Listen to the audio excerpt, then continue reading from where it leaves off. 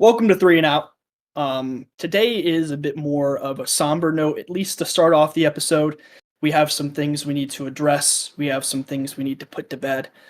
If you're a new viewer to this podcast, this channel, let it be known that all three of us are Georgia fans and did not have the best viewing experience in the Sugar Bowl. I think the outcome of that game is pretty indicative of the entire season. Culminating in that, kind of highlighting some of the deep-rooted things that have been wrong with this team the entire season. So first and foremost, we're going to go ahead and get that out of the way. For any regular viewers, I'm sure this is to be expected. But, we're Georgia fans, and, we enjoy to win, but we have to man up and own the losses. We've done that twice this year, once with Alabama, once with Ole Miss, and now we'll do it for a final time this season. Just go ahead and put a bow on everything and put it to rest and hopefully mourn it and be able to enjoy some college football because we still have some playoff games and the national championship to attend to. And as college football fans, we'll still be watching, maybe not as intently, but I think it needs to be done. So if you are a follower of the channel, you've probably seen us each independently ramble, rant about this on short form. We did put quite a few videos out there, kind of airing out our grievances after the fact, but we're going to go ahead and live on air put it to bed.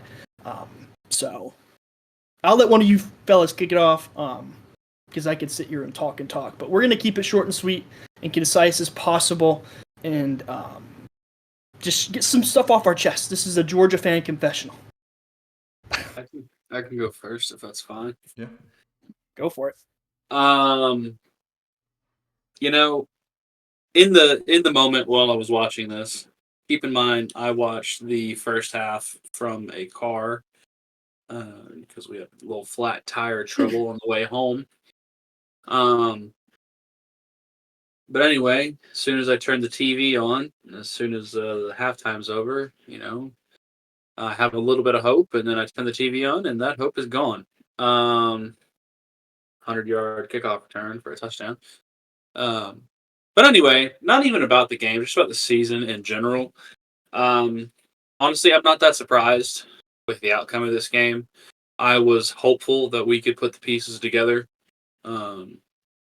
And it's definitely not Gunnar Stockton's fault. It will never be Gunnar Stockton's fault. I just think that the national stage finally saw the problems with this Georgia team, and the drops are an obvious problem. The offensive line was an obvious problem. The special teams were an obvious problem. The just sloppiness. I mean, I'm not going to say the guy's name because I feel like he's already been dragged through the mud enough. But we can mouth it. We don't have to say it. Yeah, the fourth string outside linebacker, Dan Jackson wannabe that bumped into the ref as he was sprinting down the sidelines. It's not all his fault, but I don't know. It's just indicative of how the season went. Because, I mean, we were never really able to put a full game together, and that's what frustrates me the most. I mean, we go into Tuscaloosa, we get embarrassed for a half, and then we look like we're firing on all cylinders for the entire second half up until like the last couple of minutes. And then we go into Oxford and just get taken out to the woodshed. Was never in the game. And then Georgia Tech, good team, shouldn't be on the same field as UGA as far as talent goes, as far as coaching goes. Technically, I mean, Brent Key and Buster Faulkner are great young coaches, but they shouldn't be able to hold a candle to Kirby Smart at this point. And they took us to 8 overtimes. And yeah, I mean, I don't know. It's not all in the quarterback play. It was nice to see. The one bright spot is that, in my mind, Gunnar Stockton is the guy moving forward.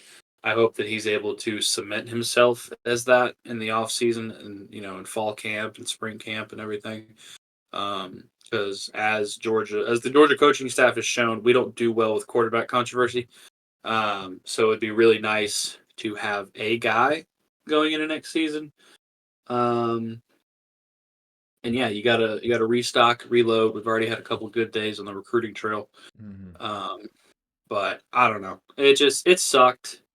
Like, was I surprised? No. Was I disappointed? Absolutely. Because like I said, we have all the pieces. They just never got put together. Yeah. I mean, they kept talking about how our average offensive line outweighs the Notre Dame front seven by 50 pounds. And it obviously didn't matter. I mean, you could look like Tarzan, play like Jane. Like, I don't know. We got guys, we got dudes. It just, we never seem to be able to put it together, which is Never just a microcosm gelled. of the entire team. I think you're right on the mark when you say, like, I mean, I'm just kind of paraphrasing, like season long problems coming home to roost, like the drops. Obviously, Dylan Bell had one early in the second half. Ooh, that was the worst drop I've ever Yeah. seen. 6, man. Luckily, Cash Jones scoring kind of erased that. But yeah, that was. And he's usually not one of the guys that drops it. I mean, it's almost like it's damn contagious. Yeah. You know? And I guess we can kind of circle back on the stuff with Mr. Jones, Parker Jones, that is, not Cash Jones. They were doing they came just short of like doxing this man on national television. Yeah, Like, I know. Oh my God. I know what his major is. I know what his fraternity is. Like, I know where he's from. I know he went to high school. Like, they were the posting only thing these I don't puzzle know is clips on Twitter, yeah. dude. It was The only thing I crazy. Oh my don't know is his God. mom's name. Like, Insane. I've never seen anything like that. But yeah, I'm in the same boat. Just, not surprised because, we've seen this is the most flawed Georgia team in quite a while. We all knew that going into this game. But, to see Kirby Smart and Mike Bobo and Stacy Searles and Glenn Schumann just get flat out coached. That was surprising to me. Like, Right up. I'm tipping my cap to Marcus Freeman and that staff. They did a hell of a job. They deserve to be playing in the CFP semifinal. I'm excited to see what they do. I hope they win it all. they're probably not going to. But that's why we play there. the games. We get there. We We get will there. find out that a little later in this episode. So stick around. Oh yeah. I'm trying to think if there was anything else I had. We don't know what roughing the punter is anymore as a society. Nope. I mean, 2 times in a row, not even back-to-back series, back-to-back plays. Yeah. I was gonna say, I think the second one might have warranted, like, the second one wasn't as bad. But at that point, I was expecting a makeup call. Yeah, I was expecting you do it twice in a row and you miss the first one. You probably just go ahead and give it to them on the second one. They ran into the punter twice. I'm not looking for a handout, but that first one was about as roughing the punter as you can get. Yeah. Without actually injuring the guy. So yeah. I mean, he ran into his kicking leg and his plant leg, both of them. And that was his first collegiate punt. Yeah. Like, I don't know. Like, the tinfoil hat almost came out, and I was like, they know that we're down to, like, our third string punter. Like, they know. I mean, they injured this guy. We're already screwed. Like, you never want to assume that, but I mean, when you're trying to get a competitive advantage in a sport where margins are razor thin, I'm not saying they would do something like that, but I'm not saying they wouldn't. Right. I mean, I think it's in the back of their heads, but hopefully no malicious intent, but I don't think you can ever rule that out. Just with how much competition there is. Yeah. But. I'm obviously, I'm not saying that. No, there's no accusation, but it's something to think about. with my obvious biased opinion in the moment when I was already frustrated and already tired and already just ready to start drinking and just not. Anyway, it seemed a little convenient that it happened twice, and it was the same guy, and I don't know. Mm-hmm. Anyway. Yeah, I mean, my thing is it's just at the end of the day, like, and I'll do it too. we can sit here and nitpick the calls, but we get any of those calls and we still lose the game. I mean, yeah. The thing is Georgia for almost the entirety of the game was pretty outclassed. You heard all in the lead up, whether you were a fan of either or neither of these teams, was how much of a size advantage Georgia had. How they were going to be able to out-physical them and beat them in the trenches, and they were going to be able to control this ball game. And that wasn't the case. I mean, the offensive line was bullied all night. Monroe Freeling had probably one of his worst games ever. And, the bad thing about that is for a good part of that game, they had him on Gunnar Stockton's blind side. A kid who was making his first ever college start in a college football playoff game. And I think he played just about as good as he could have. I think he played just as good, if not better, than Carson Beck would have in that situation. And I know it's not.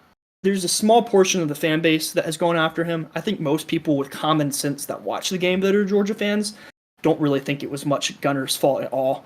I don't think there's any fault on his part, but I just don't really understand people trying to cast blame towards him.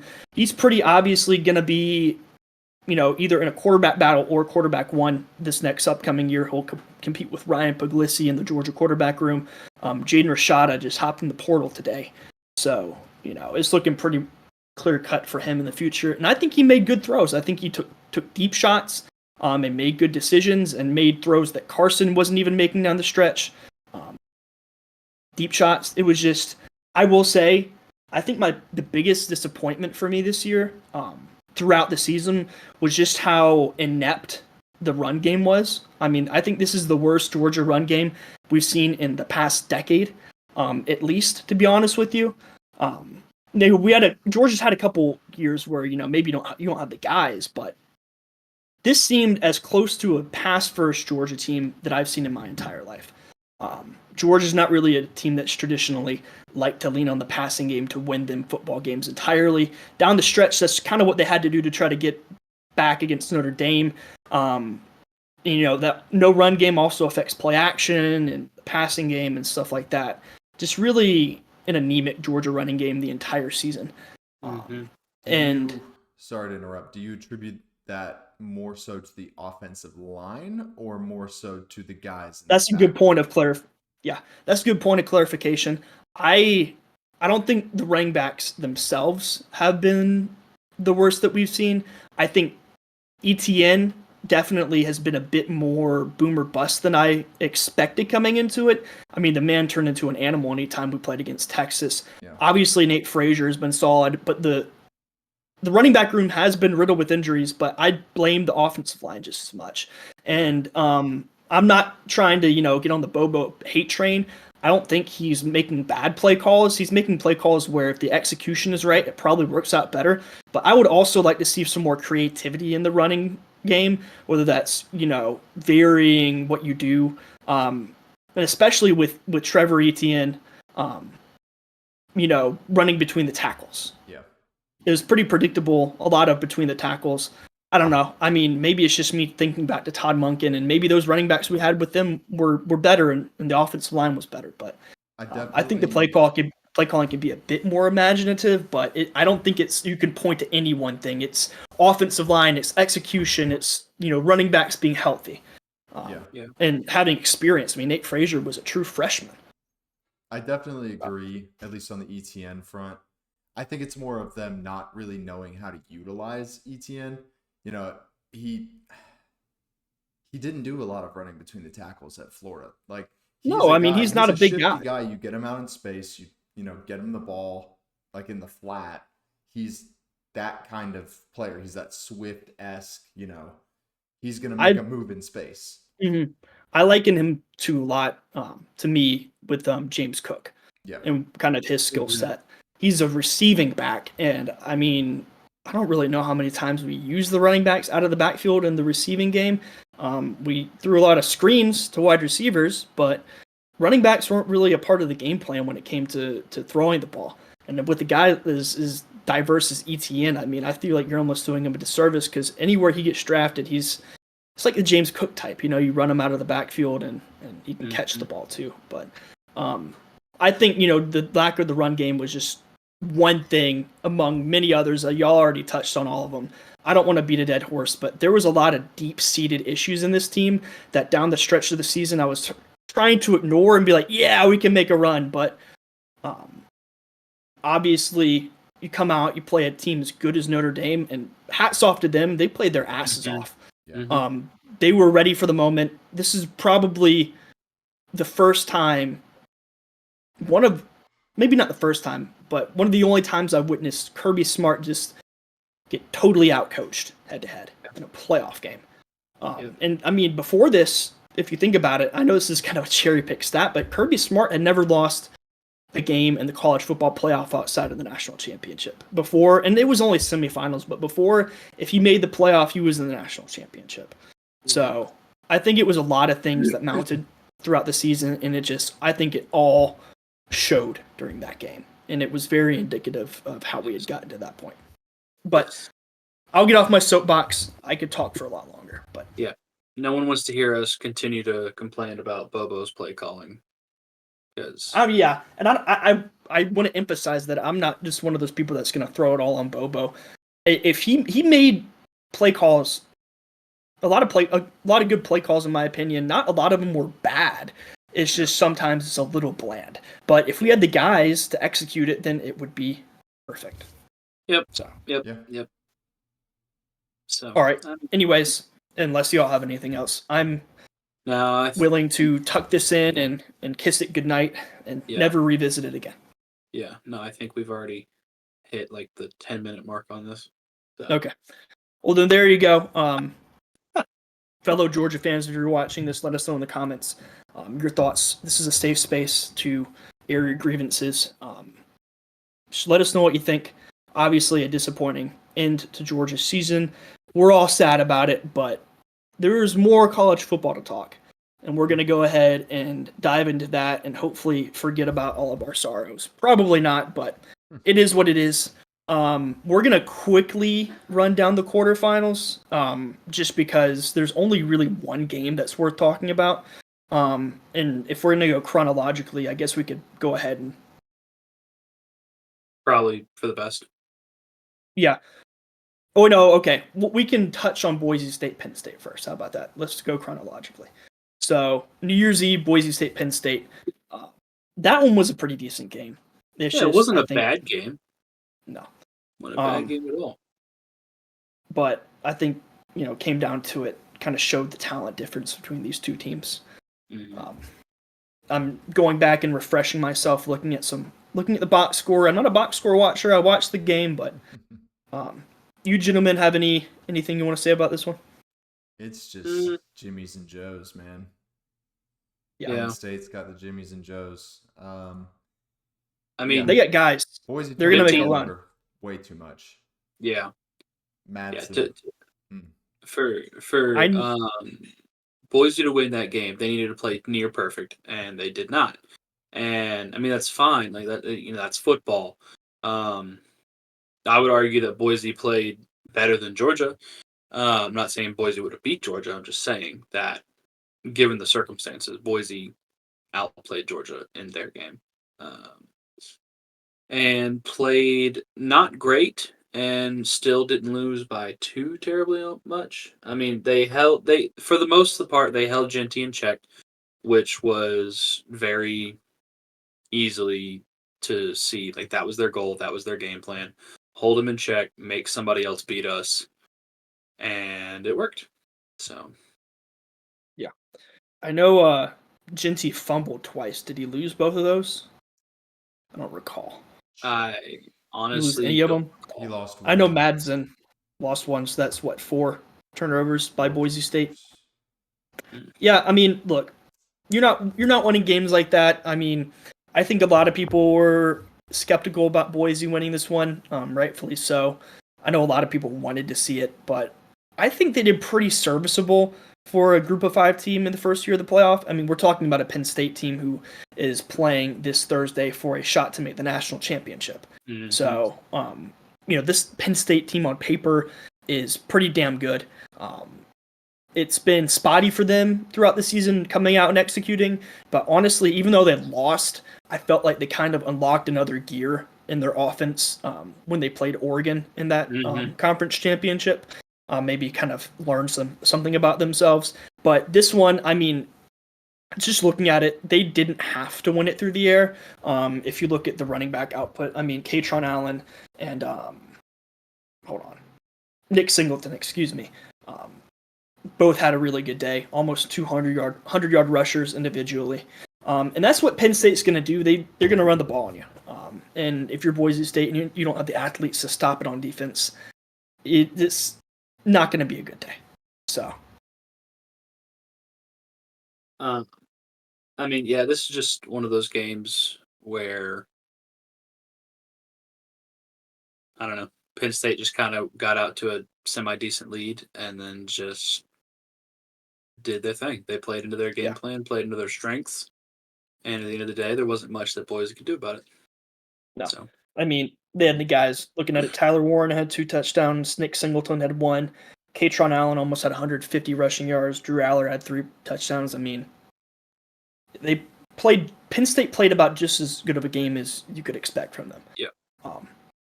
So, this one wasn't crazy out of control. It was a game there for a second, but only the quarterfinals. So it's been ramping up the competitiveness of this game. I mean, the Georgia game was arguably worse than that at some points. So, not a terrible way to start it off. But unless either of y'all have anything else to add, we'll move on to probably the most notable game of the day, the Peach Bowl, which was at noon on New Year's Day in Atlanta, Georgia. Texas taking on Arizona State, going into 2 overtimes, and finally Texas pulls it out in the end. Very eventful in the last quarter of this game. I believe Texas had at least a 2-possession lead at a certain point. 16 points. 16 points? 16? Yeah. So they had a pretty good lead, but I mean, end of the game, Arizona State stayed in it, and it was, some of the best football we've seen in this entire playoff played so far, obviously in the overtime periods and the end of the fourth quarter. So it was an enjoyable watch there at the end. I'm glad I tuned back in because I turned it off for a second. Oh, I did too. Same. Yeah. What do you got, Noah? Yeah, we actually we're kind of just chilling, watching this game. It's 24-8, start of the fourth quarter. I'm like, all right, this game's over. I'm turning it off. We left, went and got something to eat, came back. I flipped it on. It's a tie game in the fourth quarter. I'm like, yeah, okay. Dude. Okay. So, time to lock in. I didn't know you had it in you. Yeah, I will say, I kept hearing the broadcast pronounce it Scataboo. Scataboo. Yeah, which I thought was very interesting. I think Scatabo sounds better, so I'm going to keep saying it like that. Yeah. But there's Ben Urosic on Georgia, and I definitely didn't think that's how it was pronounced. So, nope. Yeah, I mean it's I don't know. It's like, who do you believe, the announcer or your own eyes? Yeah. So it's only 1-0 at the end, not 2. Yeah, I mean, but anyways, he had a hell of a game. He did. Yeah, he had a great game. Hats off to him. If we were doing dogs of the week, he'd be mine. Yeah. No dogs of the week for this, but like apparently he was like puking and like. Oh yeah. Yeah, like having like. Pretty sure they might have put an IV into him at some point or something. Yeah, and like I saw a bunch of like tweets that said, that puking is actually a symptom of concussions, right? And that is a good point. It kept showing like how much he was shaking his head and everything, and they're like, "Man, that boy got his bell rung." I'm like, he does that every game though. Like I watched the Big 12 and they were like talking about it on the sideline. They're like, so you see his head shaking. It's like he does that every game. So, I saw a clip where he was kind of talking and explaining. I think at one point where he didn't have as much of a beard, the pads inside the helmet would stick to his cheeks. So he'd shake it to like get it unstuck. And it's probably become some kind of like not a tick, but like when you get nervous, just like you get going and you just kind of I think that's what it is. Habit. but out of habit. But I mean, I wouldn't be surprised if he got. I mean, he gets a lot of touches in those games, especially for a running back now. So I wouldn't be surprised if he had played through a concussion or two. But if that was what he was doing, it was a hell of a performance playing through whatever he did, whatever the cause of that was. But no, not safe. But I mean, a guy like that is just a competitor. I don't think there was any way he wasn't going back in the game. Yeah, that's true. So, but he did it all through the air with his arm, catching it, running it. I mean, man was a real life Booby Miles out there for a minute. Yeah, I think. I mean, obviously, he had some of his better games towards the end of the season, but I would have liked to have seen him in New York. I think he was. I think he finished like 5th or 6th. He came on pretty strong towards the end of the season. Yeah, that's what I'm saying. It's like I think it was a little bit too much too late. And if Dylan Gabriel and if Oregon would have lost a game, I think there would have been a better argument, because I think Dylan Gabriel was borderline, but I give it to him because he was undefeated conference championship. The quarterback on the number 1 team in the country. Yeah. So that's fair. But no, I mean, I think behind Ginty, Penn State's got a couple of guys, but he's right up there for best running backs in the country. I heard a couple arguments to give it to Tyler Warren, but I think if Penn State used Tyler Warren to his maximum capacity, I think the argument could have been made. But they didn't really figure out how to use him until the end of the season either, which is the thing. Is like, I mean, they kind of figured, hey, this guy's good at football. It's like a that'd be like Georgia discovering, because I remember they used Brock Bowers pretty early on everywhere. And it's like that would be like, even his freshman year, he saw a lot of snaps. It's like waiting like 3/4 of the season to finally figure out, hey, we got a guy. He's pretty good at football. Got a guy. But I mean, they figured it out at the right time. It looks like, and they still got a chance to win it all. So it's all in front of them. I don't know. I feel like we've talked a lot about Arizona State here. Texas looked good enough. Looked good, not great. Texas looked. I haven't been wowed by Texas all season, to be honest with you. I have been wowed. Even beating Texas A&M, I wasn't wowed by. That Texas. That was a shit show. Yeah, I'm trying to put it into words. That was a sloppy game. Yeah. A&M practically gave that to them, and A&M had chances. They just couldn't do anything on offense. Capitalize. Which, I mean, probably because of Texas's defense in part, but still. I mean, that's their best win by far. Well, I guess now Arizona State. Well, yes, but up until that point, that was their best win in the regular season, if you will. But yeah, I mean, we'll Texas cover it when we touch on the Rose Bowl. But if I'm Texas, I might be shitting my pants a little bit here.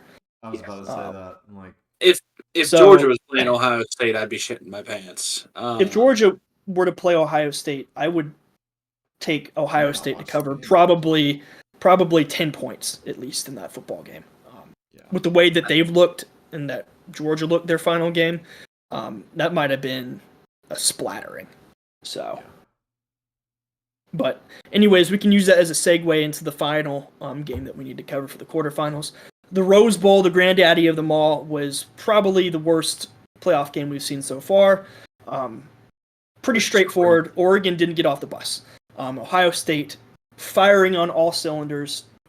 They are now also figuring out they have a kid at wide receiver who's kind of good at football. I mean, they should maybe throw it to him a little bit more instead of relying on the ground game all the time. But a lot of the times this season, especially in the Michigan game, I feel like they've tailored their game plan down to their opponent. But I mean, if they play like they did against Oregon in the Rose Bowl, they're going to win a national championship. I don't really think there's any way around it. I think all season everybody has talked about how on paper they have the best roster probably in the entirety of college football, and paid a pretty penny for it too. But you get what you pay for sometimes, and they have guys. So, obviously Ohio State fans feeling good right now, I think, as they should. Probably shouldn't get too high off their own supply here and let their heads get too big, because Texas is still a pretty good football team. But if they can continue this and carry the momentum into Texas, I don't know if that line has come out. And we'll save that because we're going to preview it, and it's 6. And we'll talk about it later, and I'll cut it there because we're going to preview it later in this video. But I would feel pretty good against Texas. Like I said, you just got to stay down on earth and keep doing what you did in that game. I mean, they were the aggressor on offense. They weren't, it wasn't like a chess match, like seeing what the other team was going to do and tailoring it. They came out and executed their game plan how they needed to. It was 34-0 before Oregon even had played football. A pulse on offense. Yeah, I mean, they were dead in the water. It was worse than the Georgia-Alabama start. I mean, they got completely outclassed. It was insanely worse. Yeah, I mean, I don't know. They got smoked. And, I mean, that leads to an interesting conversation that I've seen around college football. Because not a single one of the teams who secured a first-round bye in this playoff format won that game. So I don't know if it comes, and it's it's the classic argument of rest versus rust. We've been having this conversation if you're an MLB fan for a little bit too. I remember with the Braves a couple of years ago getting knocked out in the first round after their bye week. So it happens in other leagues too. I don't really know if you can avoid it. I mean, I think in any playoff format with 12 teams, a first round bye is pretty necessary in some way, shape, or form. But I don't know. I mean, correlation isn't always causation. So, as a team who secured it, you'd think you'd be good enough to, have that week of rest and still be good. But you never know. But none of those teams did show up very well in their first round, or the first game that they played. That's true. What's up? Watching the FCS National Championship, and just, if this stands, and I think it should, that is arguably the best catch I've seen this year. Editing room throw go catch it on Twitter. Yeah. Holy crap! Yeah, right. I'm not going to ask the editing room to pull that up, but go check it out. What's the timestamp? I'll put it in. I have no idea. 8:17 p.m. I'm gonna. The rest versus rust argument is very real. Just to fill laughter. Sorry. Yeah, momentum-based sports is I don't know. I'm just right. I love sports. Sports are fun. They are no fun. Matter if it's FBS, FCS. We're in there. Ball is ball. Ball is ball. But no, like you were saying, I mean, it's something that gets talked about in any league who has a playoff system where you have a first round bye, which is most of them because they have expanded once. Yep. Mm-hmm. So, I mean, I don't think you can fully blame it on that, but as a team, in those shoes for the first time in college football, I can maybe see down the line teams being a little bit better off the bat. I mean, it's a new thing for everybody. And I also think isn't like an alpha. There isn't like a 2019 LSU, a 2021 No. Georgia. There's nobody has separated themselves, and we thought it was going to be Oregon for a second, but we saw how that went. Yeah, there's no one team this year. I mean, it's already guaranteed that the national champion will have a loss. If Ohio State keeps playing how they're playing, potentially 2 losses. Yep. For the first time since LSU won it, right? And when was that? 2007 or 8? So technically the 2007 season, the 2000 to 2008, yeah. Yes. But yeah, I mean, that's the one good thing about this playoff format. It gives those teams new life in the offseason, more margin for error, creates more meaningful games. And also, I mean, I don't know if you can lean on rest versus rust, with bye week. Teams are always, raving about how they need time to get healthy. So you have to strike a balance. And at the end of the day, you got to show up and get off the bus. And Georgia didn't really do that, but Oregon definitely didn't do it.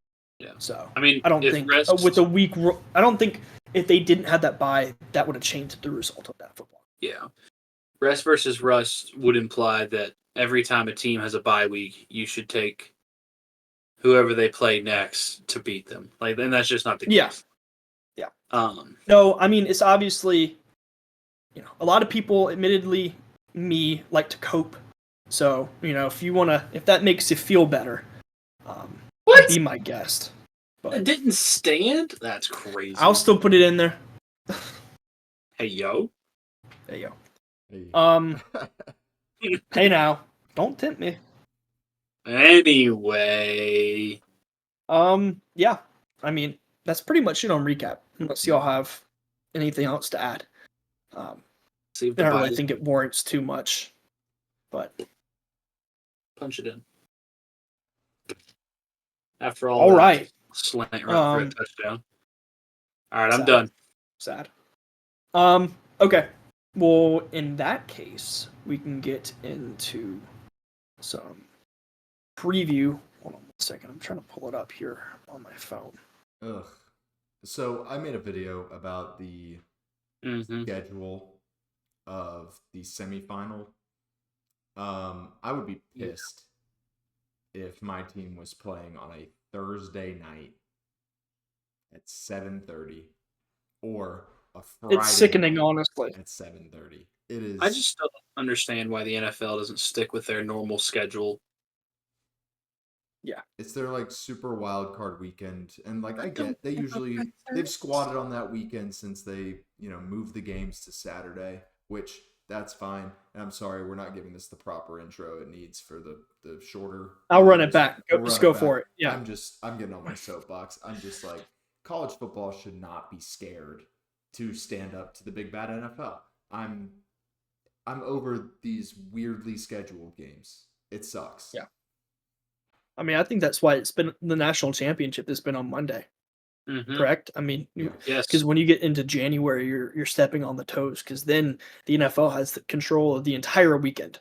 Well, I mean, in terms of broadcasting, with the expanded playoff, you're not in like that's what, and that's divisional weekend, right? January 20th. Yeah, the 19th is that Sunday. That would be divisional, right? Because Super Bowl's on what, the 9th? I think. I don't know.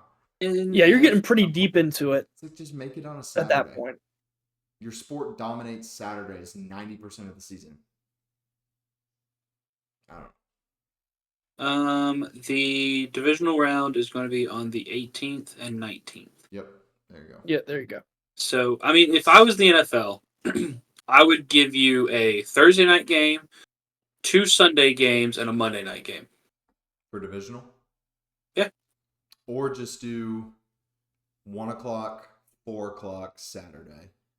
Like, do it the same on Saturday and Sunday, because I know they usually go like 4-8 on Saturday and then 1-4 on Sunday. Just do 1 and 4 both days and then put the college championship Saturday night. Boom. Perfect sports weekend. There you go. That'd be hot. It'd make too much sense. They're too greedy. I'm gonna write this down.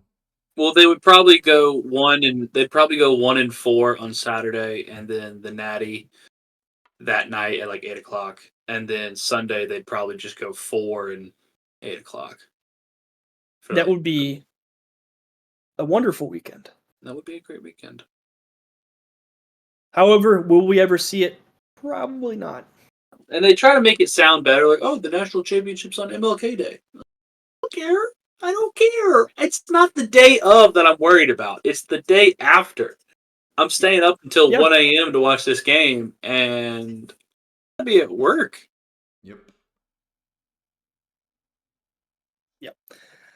It's been a long-running feud. I mean, ever since they've been playing it on Monday. I mean, but hey, the playoff expands in college football, and that steps on the toes of the NFL. And I guess they don't really like their toes being stepped on. So we'll throw you on a Monday night. Was it also on Mondays during the BCS era? That's my question. That's one of the finite details that I don't really recall. I think there's a better chance it was on a Saturday when it was BCS because there was no semifinal. Well, you went conference championship and then national championship. FSU Auburn was on a Monday. I'm pretty sure the splattering Bama Notre Dame was also on a Monday. Hold on. This is as far back as I go. let's just look at USC Texas Rose Bowl. What day were you on? We got to know for sure. This Yeah. is It's like January 6th. investigative journalism. It was January. Nope. Yes, January 4th, 2006. What day of the week? Shit. I got it. Hold on. What day of the week was January 4th, 2006? It's a Wednesday. Yeah, it What? is a Wednesday. Wait, why was There's the Rose no Bowl? shot. Why was Is the that Rose Bowl played? Why was it played on the 4th? The Rose Bowl is a New Year's Day game. Huh. Well, all right, whatever. We're getting our wires all crossed here. We're gonna None of quit this makes complaining sense. because it doesn't make any sense, regardless. It's never made any sense. It should make sense. You're a Alright. sport who's played on Saturday the whole season until Hold on. the postseason. So Hey man, shout I out think to it'd college be football for being consistently confusing. They pushed it back because it was the national championship. Sorry for the interruption. I just had to Google that because that was going to bother me all night. No, that's so it was quality. actually played on a Wednesday? Yeah. Huh. All right. Weird. The more you know. I guess people will watch regardless is the reasoning. And they will. Guilty. But just from a convenience perspective and standpoint, it'd be a lot nicer on a Saturday. But at least we have a better format now than the BCS. In some ways, essentially. Okay. No, we got sidetracked. I forgot what game we were talking No, that about. was a little tangent. No, that's gonna be its own thing. And we're gonna Okay. re-intro it so I can cut this up properly. Perfect. You're getting to see the nitty gritty. Anybody watching the long form in its entirety, because I'm not cutting this out either. So moving on into some preview content for the semifinals of the college football playoff. Starting off this Thursday, we have the Orange Bowl. Notre Dame and Penn State travel down to Miami to see who gets sent to the national championship. At this current moment in time, Notre Dame is a 2.5-point favorite in this matchup. After a strong performance against Georgia, Penn State also coming off of a strong performance against Boise State. So both of these football teams seem to be playing their best football as of right now. Obviously, Notre Dame had the hiccup in the beginning of the year against NIU, but have been flawless ever since, building that momentum throughout the later part of the season into the postseason. And then Penn State, if you watched the conference championship against Oregon, they did lose that game. However, in my opinion, I think they unlocked another gear in that offense and have been firing on all cylinders pretty much ever since then. So this will be a very good game in my opinion. I think I would rather one of these teams in this matchup win the national championship than the other side of the bracket, which we'll get to later. That's me. That's a biased statement. Just me personally, as a disgruntled Georgia fan. However, Ohio State looks pretty damn good, so we'll see what they have to say about that. But fellas, do you have any thoughts on this matchup here? I think if Marcus Freeman and the Irish go on to win the national championship, I think just because you talked about the hiccup from earlier in the season, I think he should make a joke about like, man, we sure are lucky NIU's not in the playoffs because we'd be screwed. That'd be funny. Yeah, I think it'd be funny. NIU should hang a banner. Why not? Hang the banner. We came in 8th in the MAC, but we beat the national champions. Either way, so I don't know if you can see that behind me, but did a little research earlier today for a TikTok that did surprisingly well. But anyway, both of these teams are looking to break quite the cold streak. Penn State hasn't won a national championship since 1986, and Notre Dame has not won a national championship since 1988. So both teams are looking to break the proverbial glass ceiling. Fun fact, Penn State actually has a more recent unclaimed national championship that was given to them by the New York Times in 1994. However, both the coaches poll and the AP poll and pretty much every other ranking out there gave it to Nebraska. Yeah. Yeah, which is probably Nebraska in the 90s, yeah. Yeah, probably the correct answer. Tracks. Anyway, about this game specifically, personal bias, I would probably give the edge to Notre Dame, just because I think Marcus Freeman has. I think he has the edge coaching in big time games. James Franklin has yet to get that monkey off his back. In my opinion, I don't count the win over Boise State. Like we mentioned in the other video on the recap, if you want to go check that out. It's just Jimmy's and Joe's. Penn State versus Boise State. Like, you should win that game. Because let's be honest, Boise State really only has one player on it that would even see the starting rotation at Penn State. So yeah, you should win that game. Now this is a much more even matchup, and I think Notre Dame has proven they can find different ways to win. Your best defensive lineman goes down? Okay. We're going to use speed and agility and stunts to make up for him. And we're going to get to the quarterback. Now, some could argue that Penn State's offensive line has looked a little bit better than Georgia's offensive line throughout the season. And that Penn State also has a more tenured quarterback calling the shots.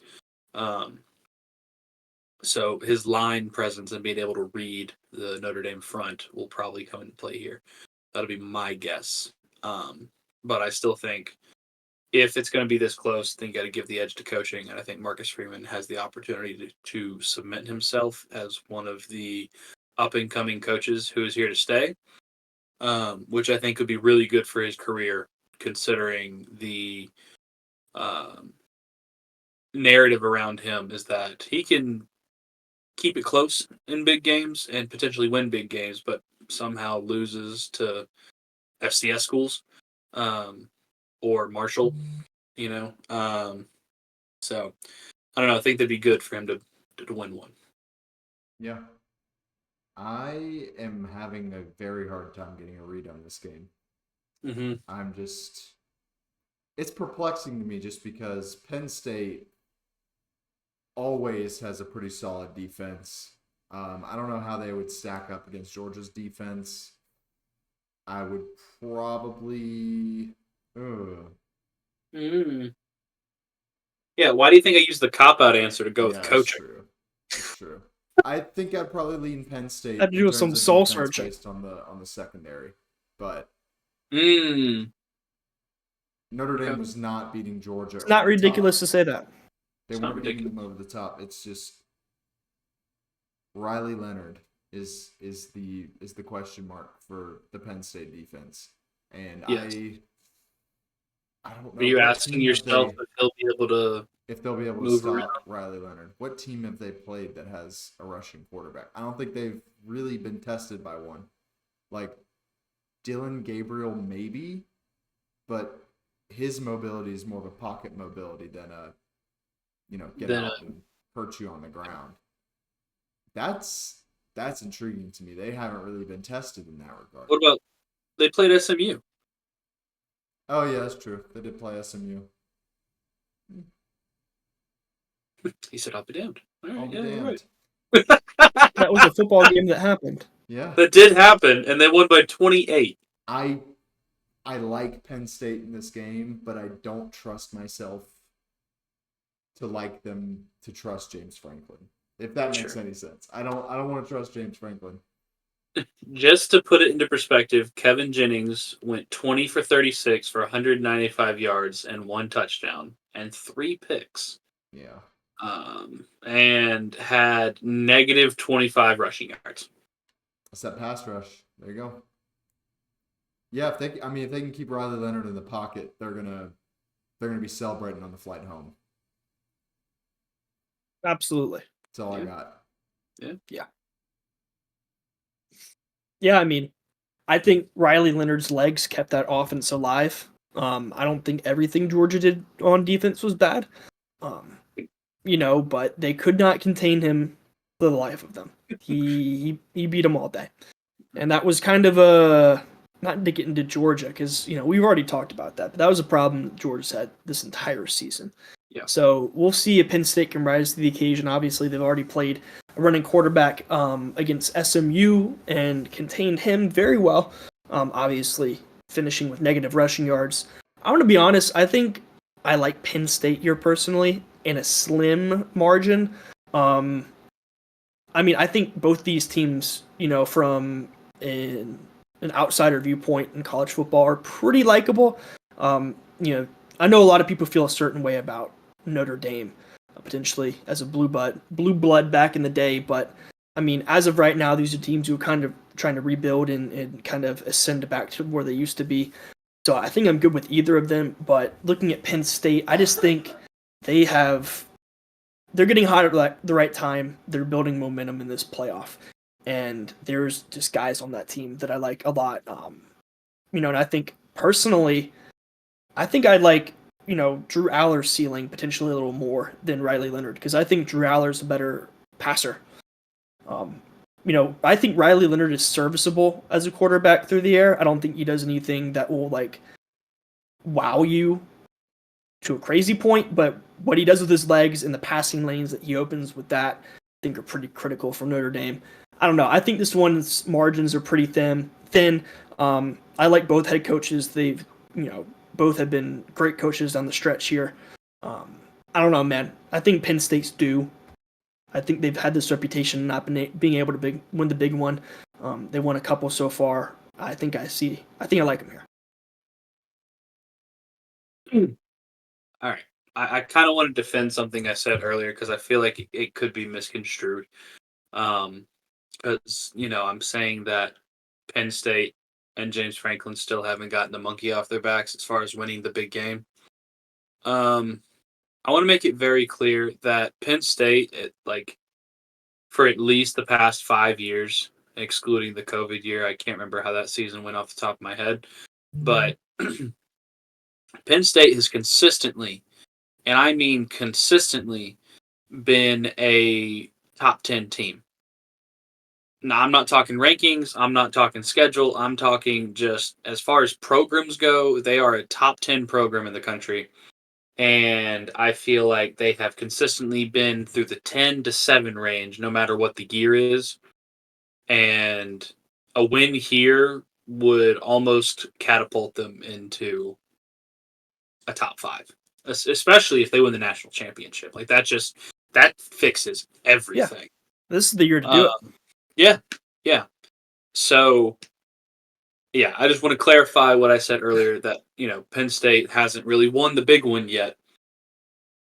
They do have wins over SMU, and they do have wins over Boise State, who are 2 very good football teams. Mm-hmm. However, no disrespect to those guys, they are not Oregon, they are not Ohio State, they are not Georgia, they are not Texas, they are not, I could keep going, but I don't really need to.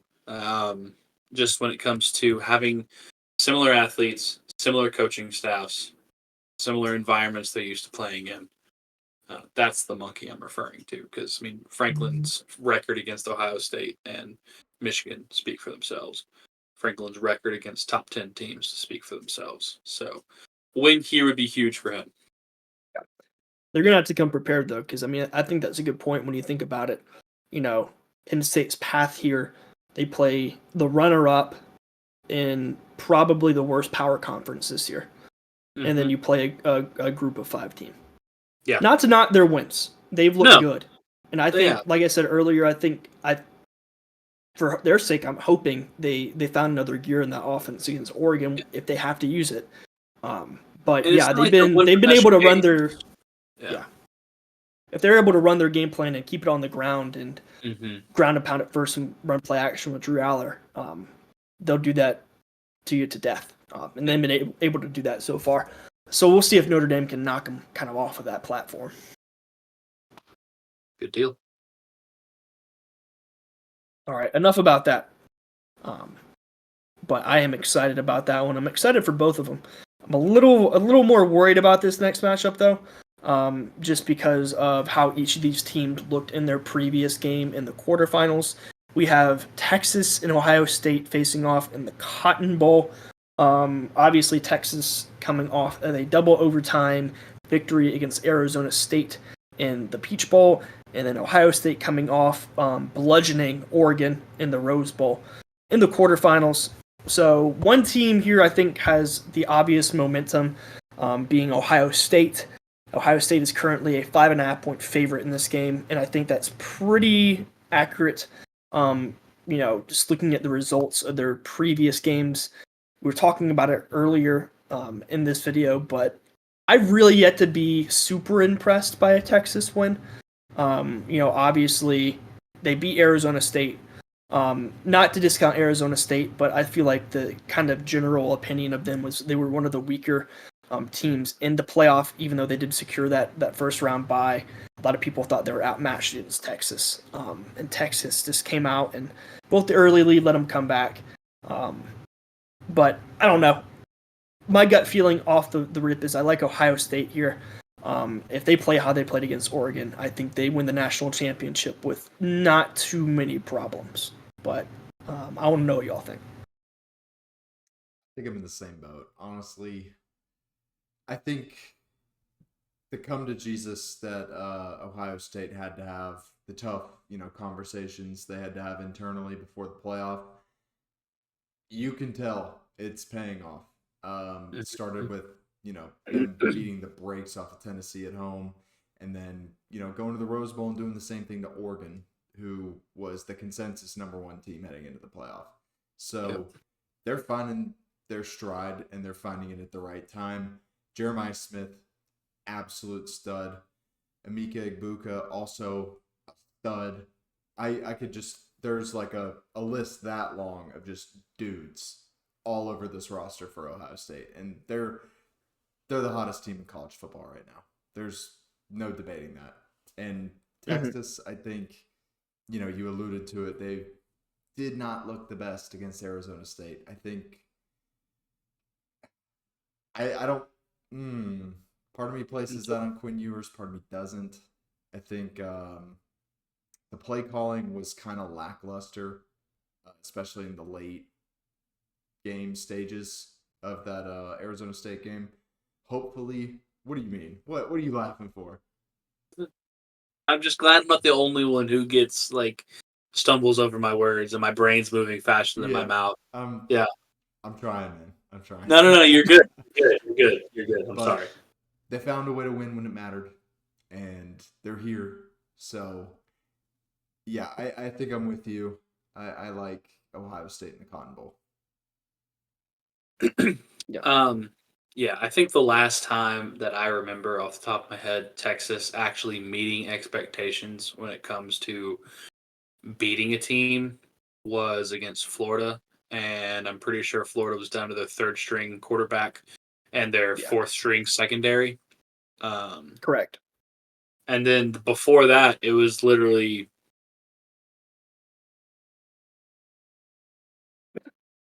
Michigan. That was 4 months ago. That so and Oklahoma, I think they look decent. That's true. Yeah, sorry. But outside of that, outside of those three games, yeah. Texas, I feel like has fallen short of expectations time and time again. They're out. Arizona State and Texas A&M are by far their best wins of the season. They're two games where they have played against quote unquote comparable opponents, competitive opponents. Would be the two times they played Georgia. Now, to be fair, the second time they played Georgia, it did have to go into overtime, so I will give them credit there. But like we have seen, and like we have already said in other videos, please go check that out if you want to see us all cry. That Georgia team had flaws and was nowhere near the Georgia teams from a couple of years ago. So if that Georgia team can take care of you twice, something is wrong with you. So I don't know. It's a good point.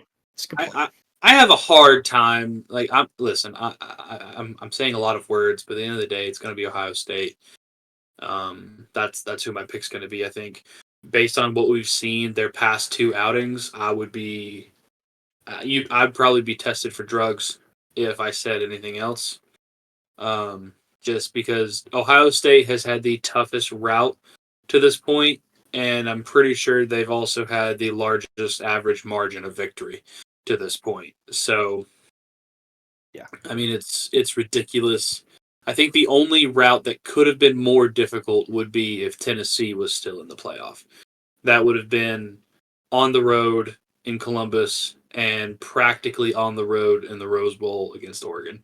And yeah, that obviously didn't happen because Ohio State beat the living crap out of them. So I don't really feel like there's much more to say on this one. But yeah, long story short, Texas's last national championship was in 2005, where Mac Brown and Vince Young took on Matt Leinart, Reggie Bush, and Pete Carroll over at USC in the aforementioned Rose Bowl on a random Wednesday in January. And then, yes, I think we all remember Ohio State's last natty. Listen, you change the playoff format, Ohio State's going to make a run. That's what we've seen. That's a trend. 2014, they were down to their third-string quarterback because Braxton Miller got injured in fall camp. J.T. Barrett got injured in the second half against Michigan. And then Cardell Jones, just a scrawny kid, stepped in and hung 59 on Wisconsin in the Big Ten championship game. Not even my favorite Cardell Jones story. And then a guy by the name of Ezekiel Elliott had like 180 rushing yards against Alabama in the Sugar Bowl, and then the national championship. It really wasn't a game against Oregon. Yeah. So did y'all hear the story of Cardell Jones playing the kid in Madden? Yes. At the Children's Hospital, man. This kid's on his deathbed. Oh, it's like you can't to nothing or something like that. Yeah, do that to a Make-A-Wish kid, man. That's cruel. If he can do it 9 years ago. Here we go. He tweeted like the headline: Cardell Jones visits kid in hospital, play video games, beats him 91-35 in NCAA football.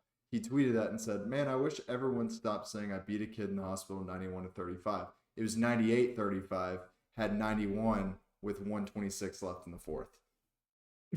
So this man was up 91. This man was up 91-35 with a minute 26 left in the game. It was still airing that bitch out.